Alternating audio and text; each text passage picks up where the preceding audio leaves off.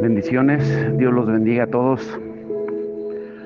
Bueno, pues continuando con los devocionales de la semana pasada que estamos hablando acerca de el creyente carnal, de la carne y la salvación y dándole seguimiento también a la predicación del domingo de nuestros propósitos de este inicio 2023. Hablábamos de que una de las necesidades mayores de la iglesia es el volver a retomar el temor al Señor, el conocer no solamente la bondad, el amor, la misericordia de Dios, las cosas buenas, sino también conocer sus cosas de justicia, como es la severidad, la santidad, el temor a Dios. Y algo que debemos de tener muy en cuenta diariamente es la cruz y el Espíritu Santo. Ese es el título de hoy, la cruz y el Espíritu Santo. Muchos creyentes, escuchen esto, si no es que la mayoría de ellos no fueron llenos del Espíritu Santo en el momento en que creyeron en el Señor. Escuchen lo que estoy diciendo. Y lo que es aún peor, al cabo de muchos años de creer, siguen en las redes del pecado y aún son cristianos carnales. Todo lo que intentamos explicar sobre cómo se puede liberar a un cristiano de su carne está basado en la experiencia de los creyentes de Corinto y también en la de muchos creyentes de hoy en día en todas partes del mundo. Además, no deseamos dar a entender que un cristiano debe primero creer en la obra sustitutiva de la cruz y luego interiormente creer en su obra identificativa. ¿Qué quiere decir? Que no es verdad que muchos al principio no tienen una revelación clara respecto a la cruz. Lo que han recibido es solamente la mitad de toda la verdad y por eso tienen que recibir la otra mitad en un periodo posterior. Ahora, si han aceptado la obra completa de la cruz, lo que van a encontrar es algo muy interesante. Ahora, si como la mayoría de los cristianos han creído únicamente la mitad de toda la verdad, entonces es indispensable conocer toda la verdad. Y aún así, queremos de veras que cada uno de nosotros sepamos que es necesario aceptar las dos caras de la obra de la cruz por separado. La segunda aceptación solo es necesaria a causa de lo incompleto de la primera. Primero, número uno, entendamos lo que es la liberación de la cruz. En su carta a los Gálatas, después de enumerar muchos actos de la carne, el apóstol Pablo advierte en Gálatas 5:24, los que pertenecen a Cristo Jesús han crucificado la carne con sus pasiones y deseos. He aquí la liberación. No es extraño que lo que interesa al creyente es muy diferente de lo que le interesa a Dios. El creyente está interesado en las obras de la carne, como dice Pablo en Gálatas 5:19 al 21, es decir, en los pecados variados de la carne. Está ocupado con el enojo de hoy, la envidia de mañana, la discusión de pasado mañana.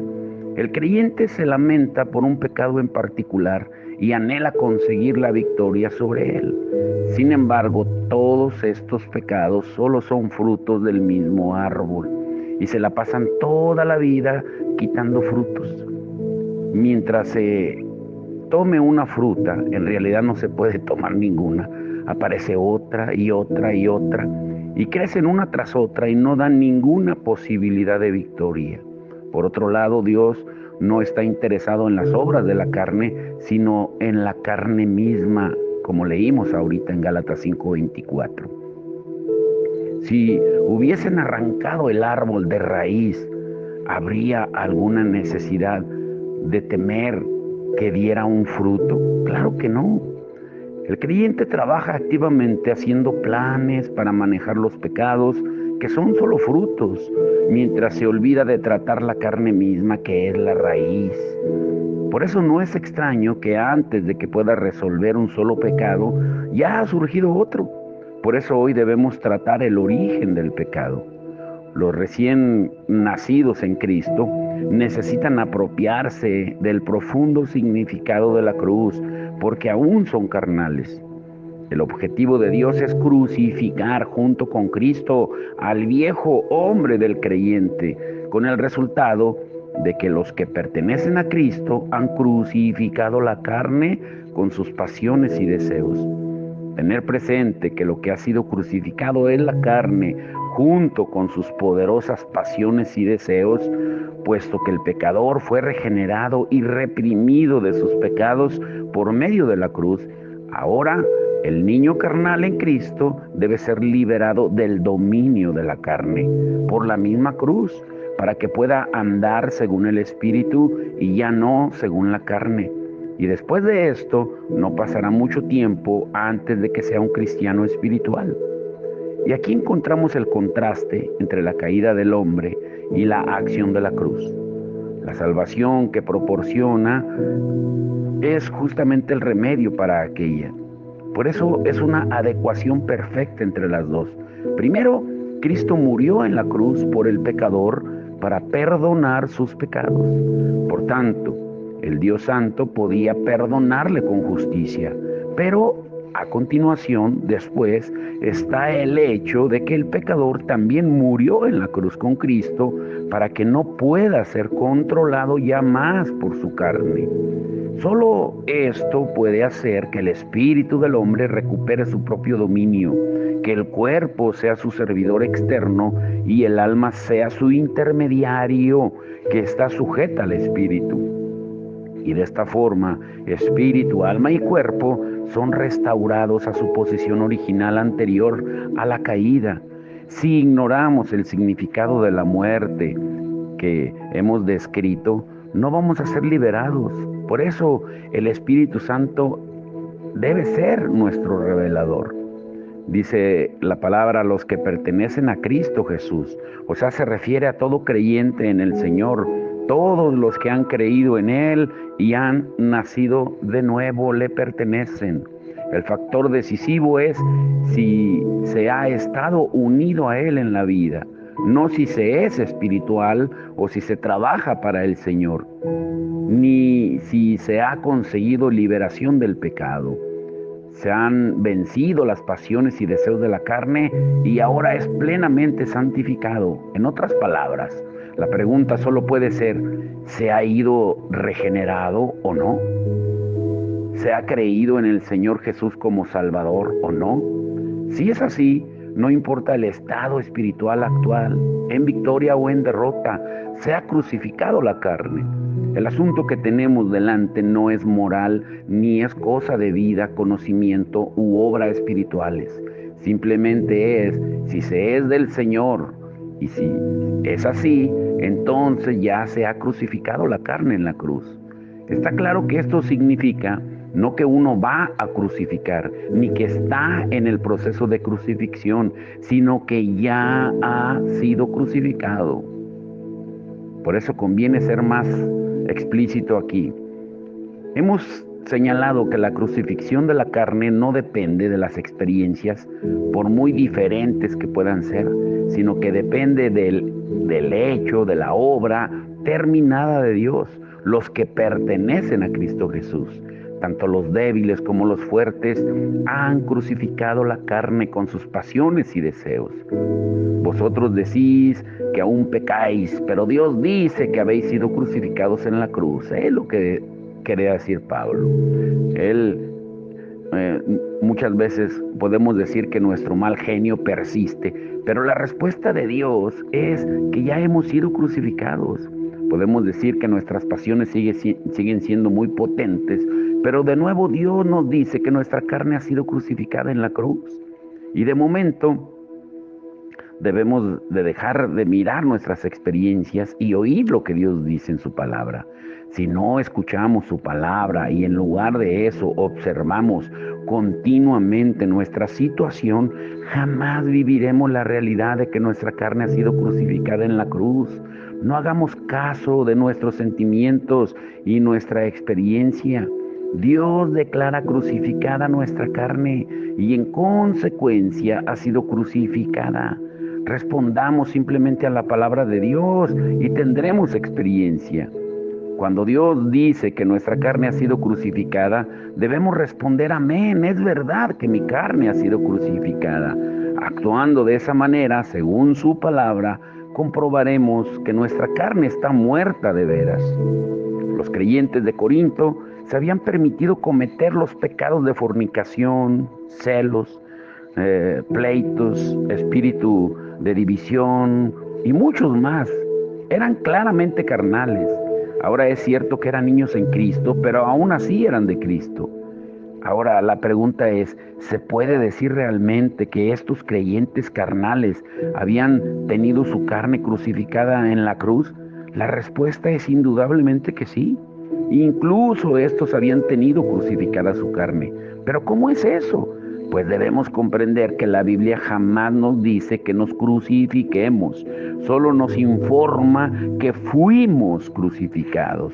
Debemos comprender que no tenemos que ser crucificados individualmente, sino que hemos sido crucificados con Cristo. Es lo que dice Pablo en Gálatas 2:20 y en Romanos 6:6.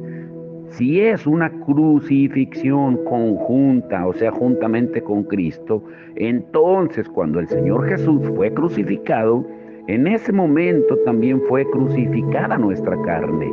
Además, la crucifixión junto con la suya no la sufrimos personalmente, puesto que fue el Señor Jesús quien nos llevó a la cruz en su crucifixión. Y en consecuencia, Dios considera nuestra carne ya crucificada.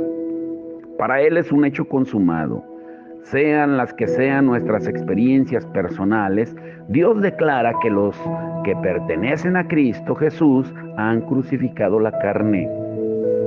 Para poseer esta muerte no debemos dedicar demasiada atención a investigar u observar nuestras experiencias. En lugar de eso debemos creer la palabra de Dios. Dios dice que mi carne ha sido crucificada y por eso creo que está crucificada. Reconozco que lo que Dios dice es verdad. Respondiendo de esta manera, pronto nos encontraremos con la realidad de esto.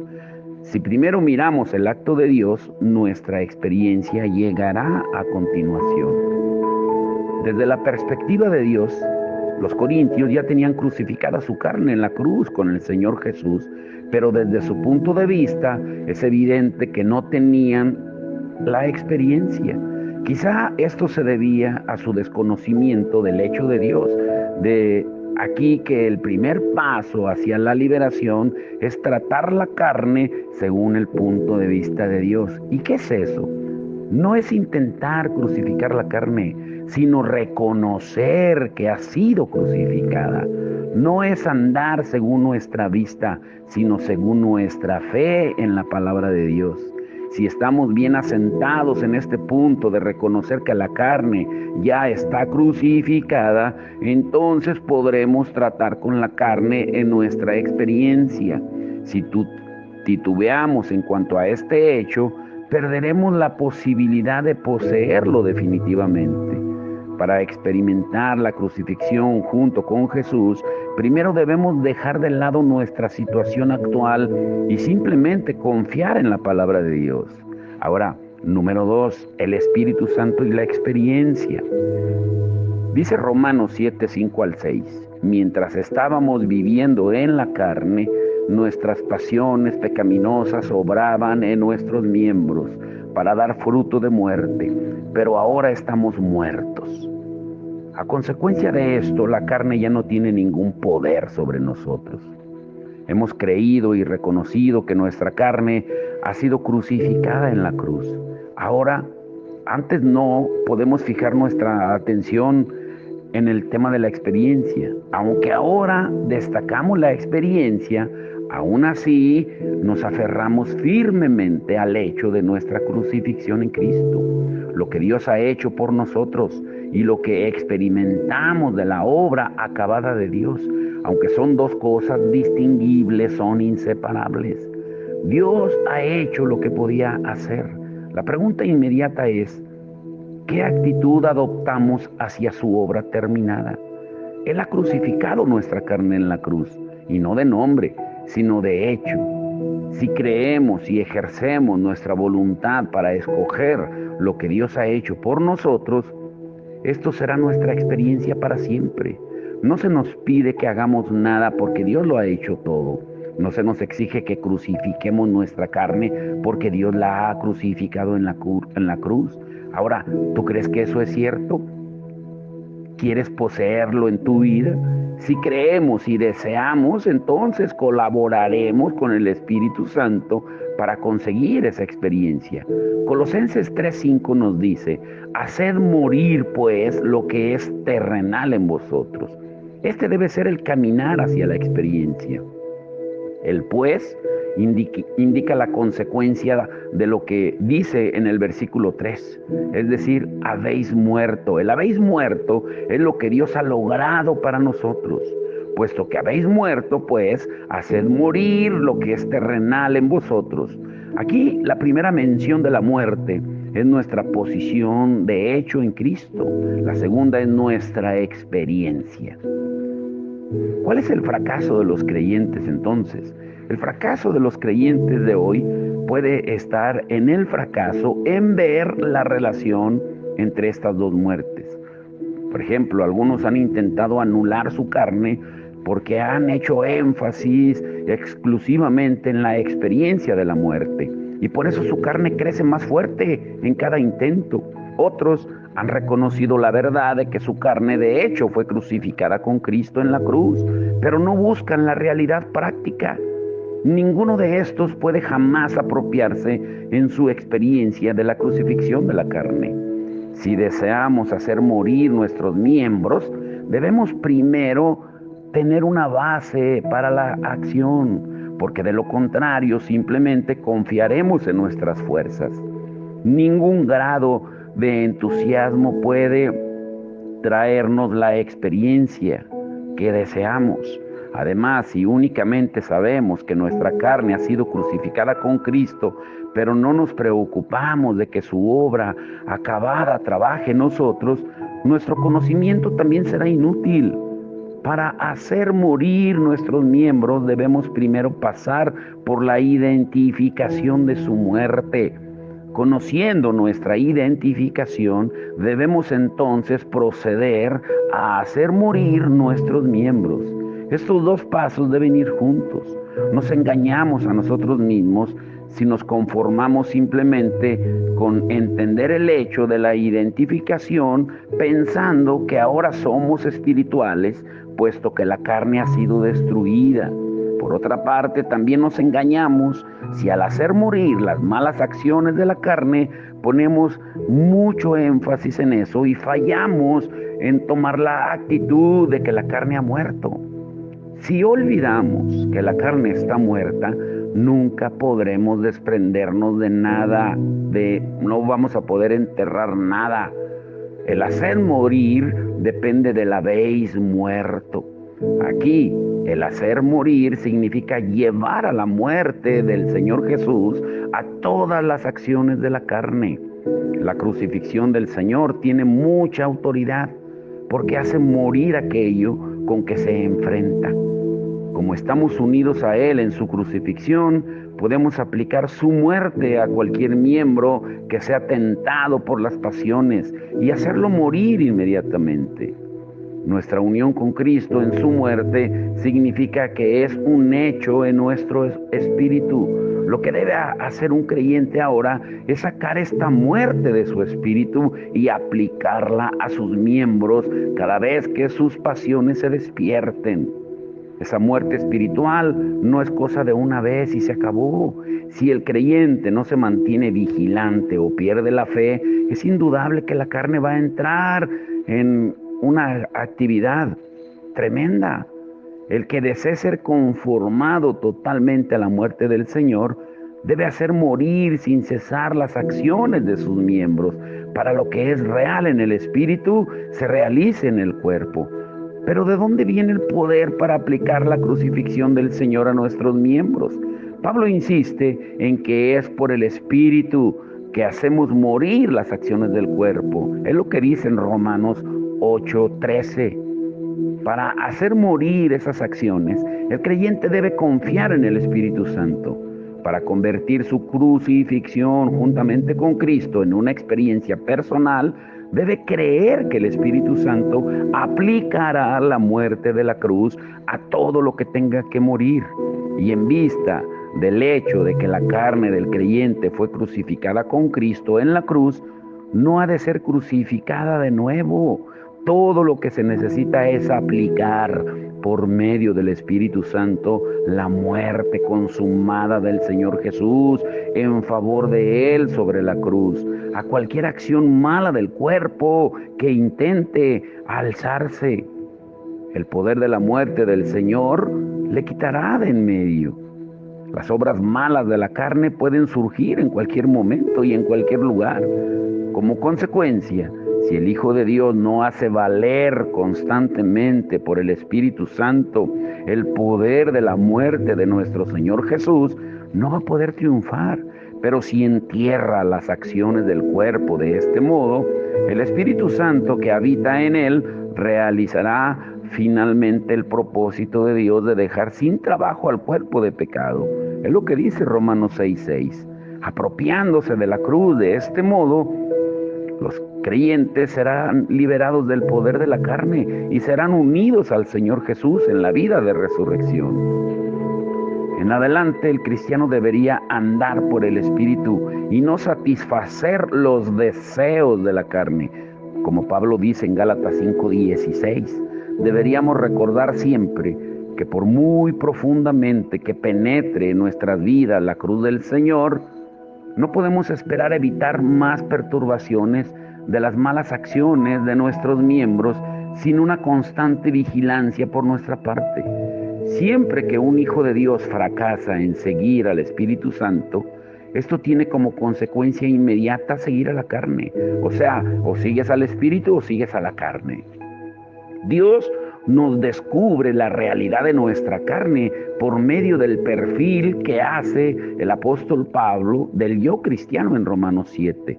A partir del versículo 5, en el momento en que el cristiano deja de fijar su atención en el Espíritu Santo, instantáneamente encaja en el modelo de vida carnal que hemos descrito.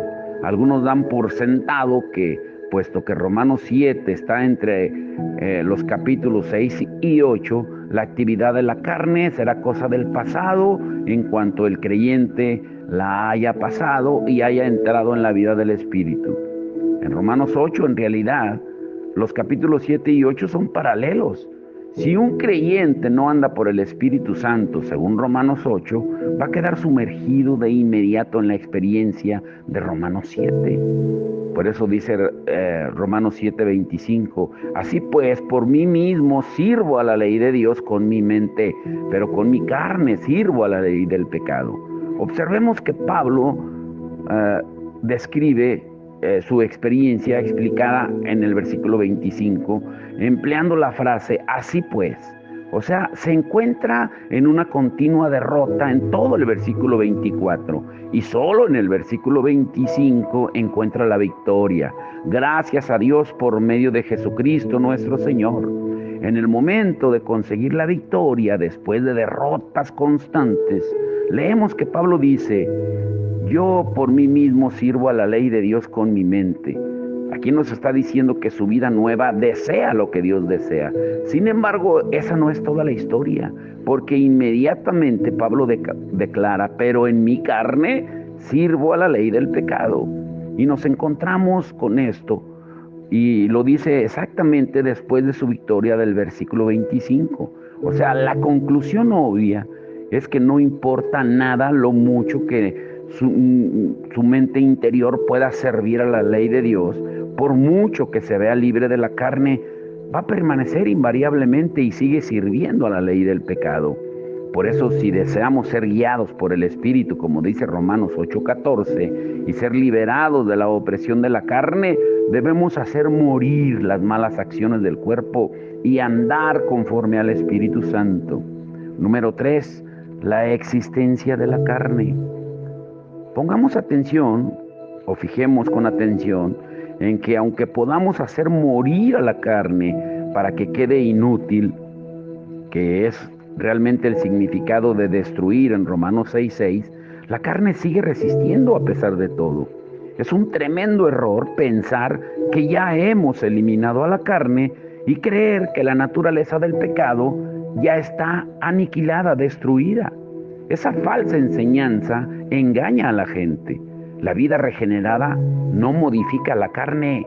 La crucifixión conjunta en Cristo no suprime a la carne. El que el Espíritu Santo habite en una persona no la imposibilita para andar según la carne. La carne, con su naturaleza carnal, vive perpetuamente en el creyente. En cuanto tenga una oportunidad, pasará a la acción y querrá tomar el control inmediatamente. Hemos visto anteriormente lo estrechamente relacionados que están el cuerpo humano y la carne. Hasta que no llegue el momento de liberarnos físicamente de este cuerpo mortal, corruptible, no podremos estar lo suficientemente liberados de la carne como para que la carne o el cuerpo no tenga ninguna oportunidad de actuar. Todo lo que nace de la carne es carne. No hay manera posible de eliminarla hasta que este cuerpo corrompido de Adán no sea transformado. Nuestro cuerpo aún no está redimido, dice Romanos 8:23. Espera el regreso del Señor Jesús para su redención. Es lo que dice Pablo en 1 Corintios 15:22 al 23. 1 Corintios 15:42 al 44. 1 Corintios 15:51 al 56. Primera de Tesalonicenses 4:14 al 18 y Filipenses 3:20 al 21. Así pues, entendamos que mientras estemos en el cuerpo, debemos mantenernos alerta cada día para que la carne no entre en acción con sus malas acciones. Nuestra vida en la tierra se puede comparar, en el mejor de los casos, con la de Pablo, que decía: aunque andamos en la carne, aunque vivimos en este cuerpo, no luchamos según la carne. 2 Corintios 10:3. Como aún posee un cuerpo, anda en la carne. Sin embargo, como la naturaleza de la carne es tan corrupta, no lucha según la carne. Anda en la carne, sí, pero no anda por la carne. Es lo que dice Romanos 8:4. Hasta que un creyente no es liberado del cuerpo físico, no está totalmente libre de la carne. ¿Y cuándo va a suceder? Cuando muramos. Físicamente hablando, debe vivir en la carne. Es lo que dice Pablo en Gálatas 2:20. Pero espiritualmente hablando, no le es necesario vivir en la carne y no debe luchar según la carne. Ahora bien, si Pablo, según la conclusión de 2 Corintios 10:3, estando en el cuerpo, es susceptible de luchar según la carne, aunque deducimos del versículo 4 que no lucha en ese sentido, entonces, ¿quién se atreve a decir que ya no tiene una carne potencialmente activa? La obra terminada de la cruz y su continua aplicación por parte del Espíritu Santo son por consiguiente inseparables. Debemos poner atención especial a este punto, porque presenta serias consecuencias. Si un creyente llega a creer que está totalmente santificado y que ya no tiene carne, vivirá una vida de hacer ver falsa o bien una vida indolente y relajada y pecando. Aquí hay que subrayar un hecho. Los hijos nacidos de padres regenerados y santificados aún son de la carne porque necesitan nacer de nuevo como los demás. La salvación es personal. Nadie puede decir que no son de la carne y que no necesitan nacer de nuevo. El Señor Jesús afirma que lo que nace de la carne es carne en Juan 3:6. Si lo que nace es carne, pues esto muestra que lo que da a luz, pues también es carne, porque solo la carne engendra carne. El hecho de que los hijos son carnales atestigua de modo concreto que los padres no están totalmente liberados de la carne. Los creyentes transmiten a sus hijos su naturaleza caída únicamente porque era la suya originalmente. No pueden transmitir la naturaleza divina recibida en la regeneración, ya que esa naturaleza no es la suya original, sino la recibida individualmente como don, como gracia gratuita de Dios. El hecho de que los creyentes comuniquen su naturaleza pecadora a sus hijos indica que siempre está presente en ellos. Considerada esta perspectiva, vemos que una nueva criatura en Cristo nunca recupera en esta vida la posición que Adán tenía antes de la caída, ya que por lo menos el cuerpo aún está esperando la redención, como dice Romanos 8:23. Una persona que es una nueva creación sigue conservando la naturaleza pecaminosa. Aún está en la carne. Sus sentimientos, sus deseos son imperfectos a veces y son menos notables o menos nobles que los de Adán antes de la caída. Si no elimina la carne humana de su interior, no puede tener sentimientos, deseos o amor perfectos. El hombre jamás puede llegar a la posición de estar por encima de toda posibilidad de pecar, porque la carne persiste. Si un creyente no sigue al Espíritu Santo, sino que en lugar de eso cede ante la carne, estará desde luego bajo el dominio de la carne. Sin embargo, a pesar de estas realidades, no debemos empobrecer la salvación realizada por Cristo.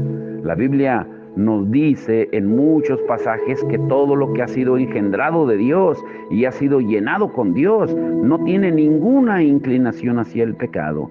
Sin embargo, eso no significa que de una manera terminante no haya posibilidad de tener un deseo pecaminoso. Por ejemplo, decimos que los flotadores de madera no tienen tendencia a sumergirse, pero por supuesto que no son insumergibles, porque si se pone la madera en remojo mucho tiempo, se va a sumergir por sí sola. Aún así, la naturaleza de un trozo de madera es claramente no sumergirse. O sea, Dios nos ha salvado hasta el punto de que no tenemos inclinación a pecar, pero no nos ha salvado hasta el punto de ser incapaces de pecar. Si un creyente permanece totalmente inclinado a pecar, pues esto muestra que es la carne y que aún no se ha apropiado de una salvación total. El Señor Jesús puede desviarnos del pecado, pero además debemos estar alerta, bajo la influencia del mundo y la tentación de Satanás y la posibilidad de pecar, porque se mantiene. Naturalmente, un creyente debe comprender que en Cristo es una nueva criatura. Y como tal, el Espíritu Santo vive en su espíritu. Y esto junto con la muerte de Jesús, trabajan activamente en su cuerpo. Y puede equipar al creyente para vivir una vida santa. Pero esto solo es posible porque el Espíritu Santo aplica la cruz en la carne del creyente, haciendo morir las acciones de sus miembros, y entonces queda inactiva.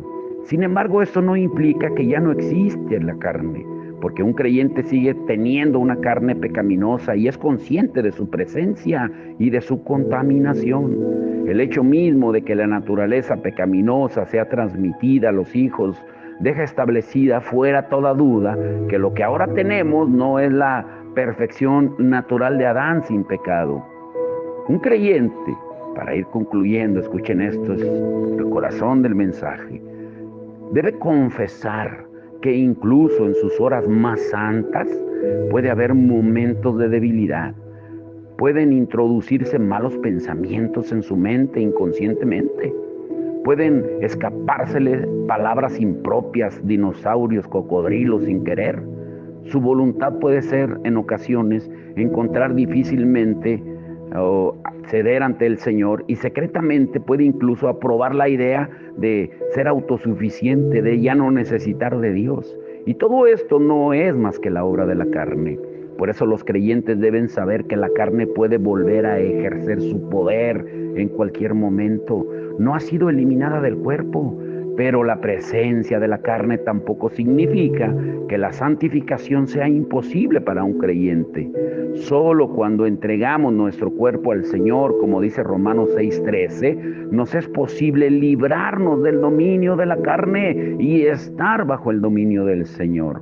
Si seguimos al Espíritu Santo y mantenemos una actitud de no dejar que el pecado reine sobre el cuerpo, como dice Romanos 6:12, entonces nuestros pies quedan libres de tropezar y experimentamos una victoria constante.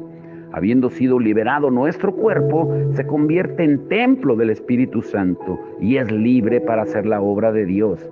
Ahora bien, la manera de preservar nuestra libertad de la carne tiene que ser exactamente la manera en que se obtuvo esa libertad al principio, en aquella coyuntura entre la vida y la muerte, cuando el creyente dice sí a Dios y no a la carne. Y lejos de ser un hecho único, una vez para siempre, el creyente debe mantener toda su vida una actitud afirmativa ante Dios y una respuesta negativa hacia el pecado. Ningún creyente puede llegar al punto de estar por encima de la tentación. Cuán necesario es vigilar y orar, e incluso ayunar, para poder saber cómo andar según el Espíritu Santo. A pesar de todo, el creyente no debería diluir ni el propósito de Dios ni su propia esperanza. Tiene la posibilidad de pecar, pero no debe pecar.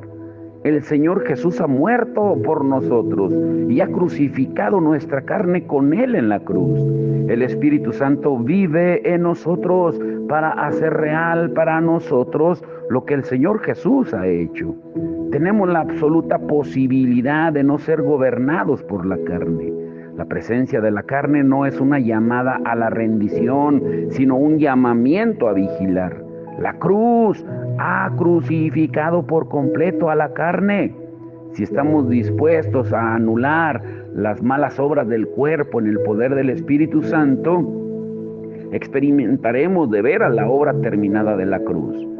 Dice Romanos 8:12 al 13, así pues, hermanos, somos deudores, no a la carne, para vivir según la carne, porque si vivimos según la carne, moriremos, pero si por el Espíritu hacemos morir las acciones del cuerpo, viviremos.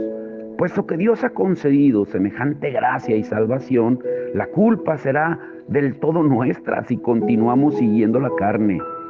Ya no le somos deudores como lo éramos antes de conocer esta salvación. Si ahora persistimos en vivir por la carne, es porque queremos vivir así, no porque debemos vivir así.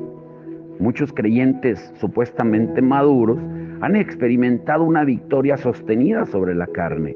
Aunque la carne permanece, su poder está reducido prácticamente a cero. Su vida junto con su naturaleza y sus actividades ha sido puesta en suspenso de manera tan contundente por la cruz del Señor en el poder del Espíritu Santo, que ha sido relegada a un estado de existencia como si no estuviera presente. Debido a la profunda y persistente obra de la cruz y a la fidelidad de los creyentes en seguir al Espíritu Santo, la carne, aunque existe, pierde toda su existencia. Incluso su poder para estimular a los creyentes parece estar anulado. Todos los creyentes pueden lograr este triunfo total sobre la carne. Si por el Espíritu hacemos morir las acciones del cuerpo, viviremos. Toda la relación expresada en este versículo se basa en esa palabra. Sin Dios, si Dios ha hecho lo necesario, o sea, nosotros no podemos hacer nada más. Es cosa nuestra decidir. Si descuidamos esta perfecta salvación, ¿cómo escaparemos? Si vivís según la carne, moriréis. Esta es una advertencia. Aunque estés regenerado, aún así vas a perder tu experiencia espiritual como si no estuvieras vivo. Si vives por el Espíritu, también morirás, pero morirás en la muerte de Cristo. Esa muerte es auténtica porque anulará todas las acciones de la carne de uno u otro modo. Vamos a morir, pero ¿qué muerte vas a escoger? ¿La que viene de una carne viva o la que surge de un espíritu activo? Si la carne está viva, el Espíritu Santo no puede vivir con fuerza. ¿Qué vida prefieres?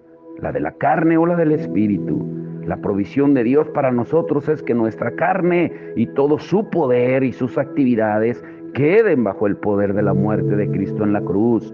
Lo que nos falta no es otra cosa que muerte. Dejemos bien claro antes de hablar de vida que no puede haber resurrección si antes no hay muerte. Y para concluir, ¿estamos dispuestos a obedecer la voluntad de Dios? ¿Dejaremos que la cruz de Cristo se manifieste de una manera práctica en nuestras vidas? Pues si es así, debemos hacer morir con el Espíritu Santo todas las acciones malas del cuerpo y hacer lo que Jesús dijo en Lucas 9:23. Tomar nuestra cruz diariamente y seguirle. Mañana, veremos el otro lado de la carne que muchas veces pasa desapercibido, la jactancia de la carne. Pero vamos a orar. Padre, en el nombre de Jesús, te damos gracias por tu amor, tu misericordia, Señor. Gracias por enseñarnos, Señor, que mientras estemos en este cuerpo mortal, corruptible, la carne se va a levantar como un amo, como un capataz dominante, queriendo conquistarnos diariamente con los malos pensamientos, los malos deseos, las malas palabras, las malas acciones, porque es un cuerpo condenado a perecer, a volver al polvo de donde salió. Pero aún así tú nos mandas a guardarlo irreprensible, porque es la morada, es el cascarón, la casa donde vive el Espíritu. Ayúdanos, Señor, a entenderlo y ponerlo por obra, y que no satisfagamos los deseos de la carne, sino los del Espíritu, porque estos luchan entre sí diariamente. Que podamos aprender a luchar en el Espíritu, no en nuestras fuerzas, no en la carne, porque seremos vencidos. Porque la carne no puede vencer a la carne, solo el Espíritu puede vencer a la carne, Señor. Haznos entender eso, Padre. Te lo rogamos, Señor, y que este 2023, como hemos orado, Señor, desde semanas atrás y al comienzo en este servicio el día del domingo, Señor, que nuestra prioridad sea conocer el temor tuyo, Señor, la severidad tuya, la santidad tuya, Señor. No solamente la gracia, el amor, la misericordia, que ya estamos empapados de eso y lo sabemos de antemano. Y muchas veces pensamos que eso nos da licencia para pecar, que tú nos das la gracia para seguir pecando, que al cabo tú nos perdonas.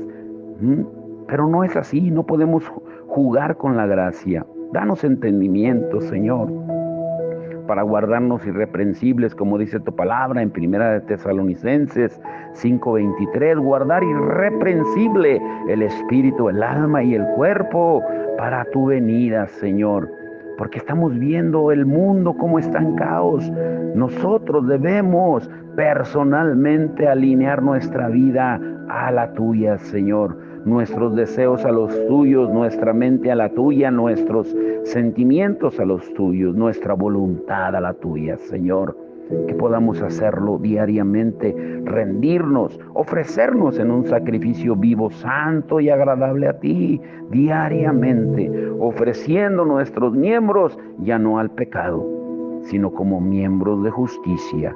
Te damos todo el honor y toda la gloria, Señor, y que tú nos des el entendimiento, que quites la venda de los ojos, Señor, de cada persona que escuche, Señor, tu palabra, que tú nos des el entendimiento, la revelación de tu Espíritu, de tu palabra que nos hablas diariamente, Señor, en el nombre de Jesús.